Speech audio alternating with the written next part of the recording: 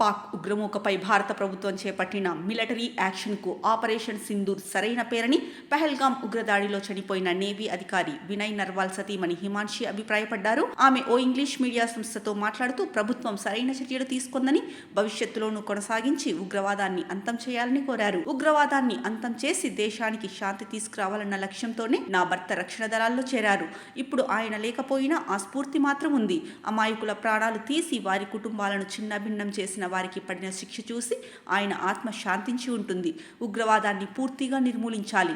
నాలాంటి పరిస్థితి మరే కుటుంబానికి రాకూడదు.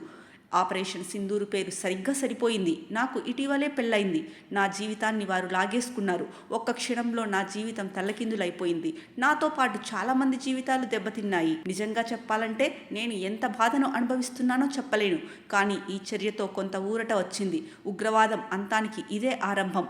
పహల్గాం ఉగ్రదాడిలో మృతులకు అమరవీరుల హోదా ఇవ్వాలని ఆమె అన్నారు. ఈ ఆపరేషన్పై హిమాన్సి తండ్రి సునీల్ స్వామి సంతృప్తి వ్యక్తం చేశారు. ఆయన మాట్లాడుతూ ఉగ్రవాదులు బాధితులను వెళ్లి మోదీకి చెప్పమన్నారు. ఇప్పుడు మోదీజీ చెప్పారు.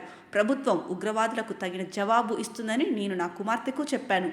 పాక్పై దాడులను తాము స్వాగతిస్తున్నామని అన్నారు.